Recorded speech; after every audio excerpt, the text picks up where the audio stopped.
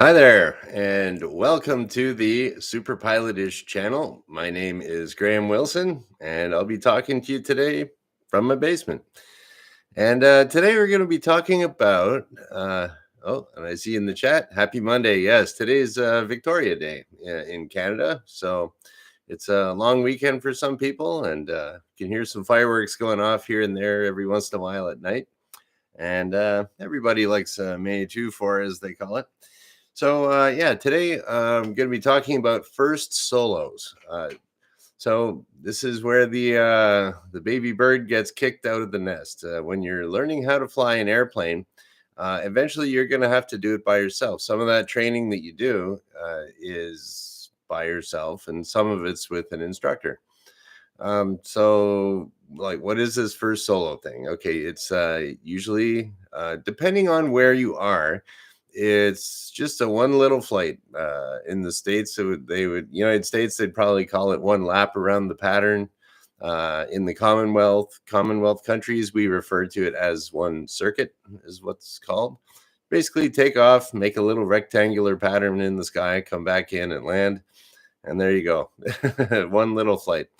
And so to get to that point, it usually takes people about, in my experience, on average, I would say about 15 hours of flying time.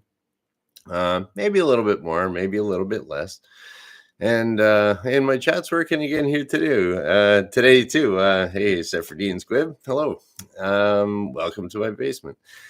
So when we're talking about our first solos here, to be able to do that, you have to basically tell the teacher or the instructor, you got to show to them that you're safe in the airplane. You don't have to be perfect at that stage of the training, but you do have to be safe. And you also have to do in Canada anyways, you have to do a radio license test so you can know the proper jargon to speak on the radio. You have to have a valid medical, and you get depending on there's different categories of medical, but anyways, you got to be healthy pretty much. And then you also have to do a written test, which they call the P star, and it stands for something. It's got this big long name, but it gets there's so many big long names in aviation that everything gets abbreviated, and there's acronyms. So yeah, you got to do that little written test. Then you get a student pilot permit, and that the student pilot permit allows you to fly solo if your instructor says it's okay. So yeah, after your 15 hours, you're going to be the day of the flight. Usually, the instructor will know this person's getting pretty ready for it, and sometimes the instructor will let the student know if they're planning on sending him solo or sending her solo that day, or sometimes they'll surprise you too. So I don't think I was never really a fan of just surprising you, surprising the student, just like just jump out and say, yeah, take it up. It's kind of, I think the student needs a little bit more mental preparation for that. But although I kind of did like the opposite of that once. I kind of forced the student to go solo once because he was just so good. He's like, oh, maybe can I get on a simulator and practice more or something? And this guy was so ready to go solo, but he was just I guess maybe he had a little bit of a confidence issue there. But yeah, that was one guy I actually kind of forced him to go solo. It was I jumped out and he's like, What? I'm like, yeah, go take it up. Go out there, do it just like we did it. One circuit, come back, and I'll be waiting for you back here. And I jumped out of the plane before he jumped out of the plane before he could go, no, no, no. And he went up and he did great. So yeah, when you're an instructor, that's one of the most rewarding things about the job is that you help the students achieve these little milestones. And it's one thing that when you do your very first solo flight, it's one of those things that you talk to any pilot, they'll always be able to tell you what their first solo flight was like. Something might have happened. They might have felt a certain way. They might have been, they might have freaked out or something weird happened. And yeah, this one time, I would say, and then so when I was sending students solo, we'd, sit on the ground, watch them fly. And at first, you're a little bit nervous as an instructor. Did I do my job? Are they going to do okay? But eventually, after a while, you send enough of them solo, you just kind of know, oh yeah, this student will be just fine.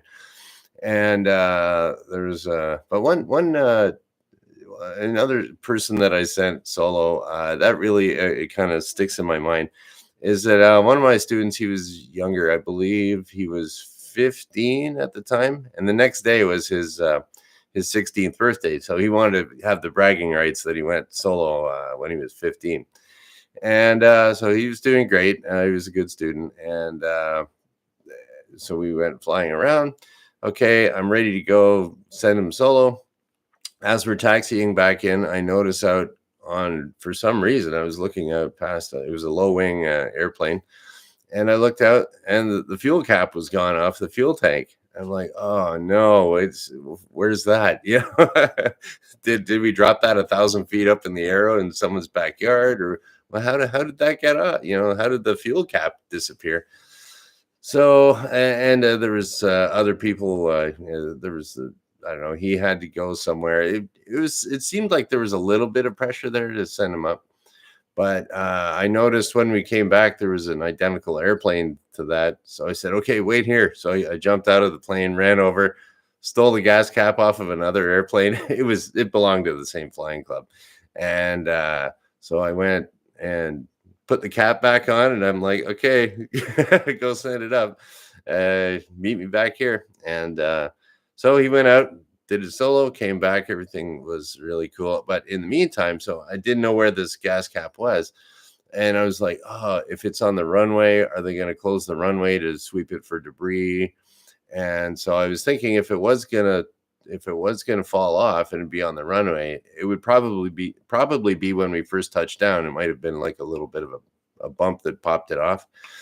And sure enough, when he went out there he was taxiing out there, and I went and called the maintenance people at the airport and said there might be some debris on the runway. We landed around the 1,000-foot marks on runway whatever, I think it was 07. And sure enough, the student was out there taxiing, and the guy came back in with the gas cap in his truck. He's like, this is yours? And I'm like, yeah, thanks. So I went back over, put that cap back on the on the one that was open at that point, and he did a solo. So that was kind of a neat, I don't know, that's something that I don't know, it'll stick in your mind if it's kind of intense like that. And then there's also I'll just to tell you about my first solo. I learned how to fly at Sault College in Sault Ste. Marie, and up there, it's up. People in the north of Ontario, they don't think of it as Northern Ontario. But if you're from Toronto or south or anywhere, it's sort of I guess the south of Northern Ontario. And so we were waiting around. What we would do there is before we go to the airport, we'd go to the school and we'd all hop into a van, and it'd be about a 20-minute drive to get out to the airport. And then we'd do our flying for the morning or the afternoon. Well, this one morning I was getting ready it was a high probability I'd be going solo that day. So we're sitting around, I show up nice and early, and no one's around, and I look over in the parking lot, and I see this moose going through the parking lot, and I was like, wow, we're in Northern Ontario now. And then some other guys showed up, and I'm like, hey, did you see that moose? There was a moose here. And they're like, oh, yeah, right. So I mean, they were most of the people there were from around the Toronto area. And so then my friend Greg came walking up, and he's like, you wouldn't believe what I saw. I was going through the path over there, and this moose went right in front of me. And the other guys were like, no, I'm not lying to you. There was a moose in the parking lot. So Greg saw the moose, and so that started off, and like, that's an interesting way to start the day. And we went out there to the airport, and I made sure I had my ugly tie that I bought at the secondhand store, because if you successfully solo at Sault College, the tradition is that they cut your tie, and then after that, there's other things that you do. So I had my ugly tie on there, and we went down to the airport and did a few circuits there. And my instructor, Brian, we'll call him Brian R.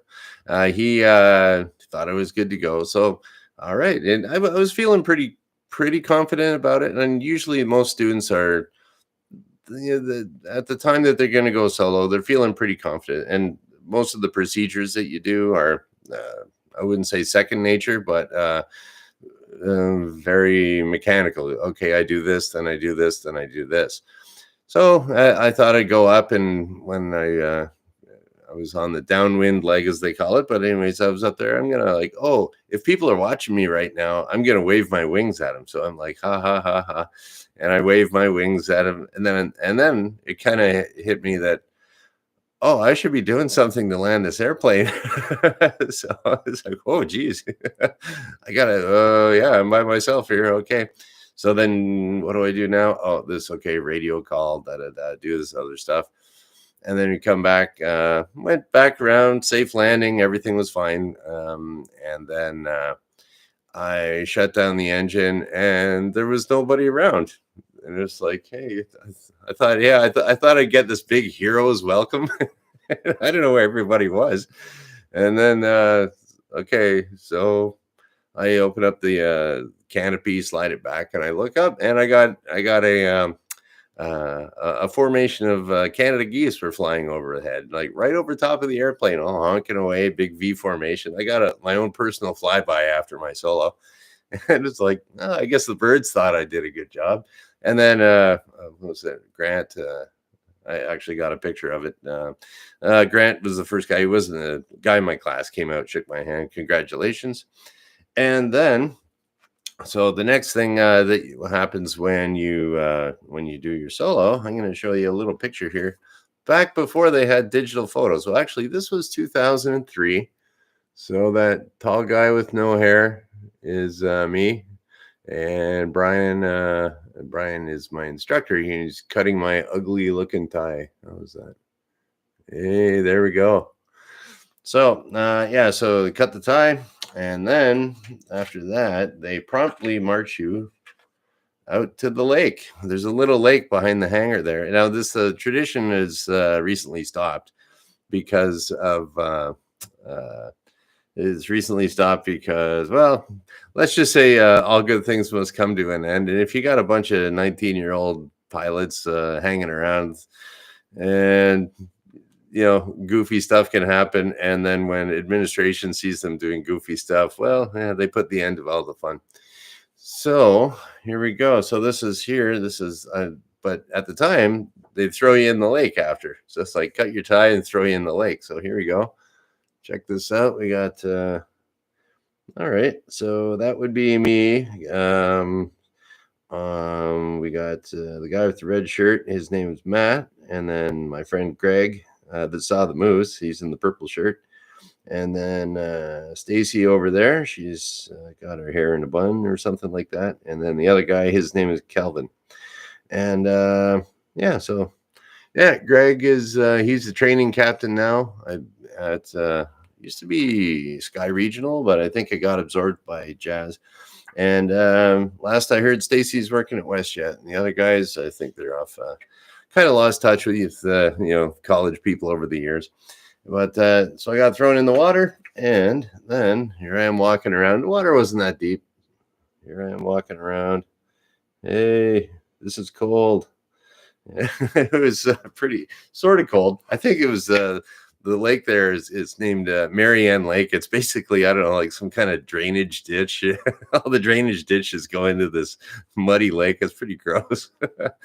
But so anyways, we got to do yeah, so that's the way that, but you're not allowed to throw people in the lake anymore. So anywhere else there would be usually, they'll how can we do that? Yeah, so around here in Windsor or most of southern Ontario, they just get a big bucket of water and splash it on you. instead of getting dumped in the lake. And in the United States, after your first solo, they'll cut the back of your shirt out. Some places I've heard that, because apparently the history behind cutting the back of your shirt out is, in the old days before there was radios and airplanes, the instructor would be tugging on your shirt tail. You'd have one person sit in front, the instructor would sit in the back, and I don't know, tug your shirt tail, or for some reason, if you're doing something wrong, or get your attention maybe. And so they cut your shirt tails off, like the back, in the States. And then in the idea of getting thrown in a lake or water, in the Commonwealth countries, I believe it comes from, don't quote me on this, but from I did try to research this at one point a long time, and I just can't figure out where it came from. The in airfields back, I know during World War II, airfields over in England, they would have, they would dig a big pond, so that if there was a fire, the fire trucks could fill up there, or they could pump out. There's like a fire pond, there, and then that's where the pilots would get thrown into in England. So that's as far as I know. Let me see here. And then I don't know why they wanted to throw people in the water, baptism, something like that. And then what do we got in the chat here? Okay. So Saffordine Squib, do I cut my own tie? No, the at that college, the instructor cuts the tie for you. And so cutting the tie, symbolic of cutting ties to the planet. Maybe. That's pretty out there, Seth. But oh well. Yeah, so that's that, as far as I can tell, that's the tradition of the first solo and everything. And yeah, so they threw me in the water, and there we go. And then the ties, the little leftover bits of the ties at the college, they used to just different graduating classes made up these nice, they'd have like an airplane. It looked like it was towing a banner with all the people's ties. And at the time, I had a job. By the time we graduated, like, I was working in a machine shop, and I thought I could do some nice little metal something, and it looks like an airplane, and hang it and attach the ties to it. So I was thinking I could do something like that. Now, Stacy, that was in the picture there, she collected everybody's ties, the leftover bits of their ties. And then she was at the end. We never got around to doing anything with these ties, and then the tie bits. And then it was like she was moving away. So I said, okay, well, we can't just throw these things out. So I said, okay, I'll take them. Then I kept them forever. They moved to Sudbury. They moved back to Windsor with me here. And then I still had it in my mind, I got to do something about those ties, like years and years later. But what happened was we stuck them in a room in the basement just over here, actually. And what happened was some mice came in and said, this looks like a nice little box to make a nest. And yeah, the mice made a nest in the little box with all the ties in it. And we had to dispose of quite a few mice around here after that, because they had babies. But oh well. And so after the mice made the nest in the tie box, well, okay, it's getting thrown out. So if you are in the graduating class of 2005 from Sioux College, sorry, man, had to throw out your tie bits. And yeah, so that was that solo that I did there was 19 years ago. And this was in my head just recently, because I thought, I'm coming up to my anniversary of when I went solo. And so it's end of May, yeah, 2003, so 19 years ago. So there we go. There's a little bit of information about the first solo. And apparently Saffordine Squib is not a fan of mice. I can't say I am either. I mean, they're kind of cute if they're out there. I don't want them in the house. Okay. That is about it for today. Tune in on Wednesday. So that's that's the show for today. We'll do like I always say, Monday, Wednesday, Friday at noon. Eastern, and subscribe to the channel. If you made it this far, you might as well subscribe. And I'd appreciate it. And I also yeah, I'm going to be setting something else up on my website too, and in the description below. I'm going to make a few little changes. The whole thing about like my live stream that I'm doing is I want to have it as just kind of a continuous improvement, one little thing and one little thing. And with the people in the chat helping out and keeping me company in my basement, I really appreciate it. So that's great. Enjoy what's left of the Victoria Day weekend here in Canada, and we're just going to shut her down. That is about it. Okay, thanks for watching. Bye.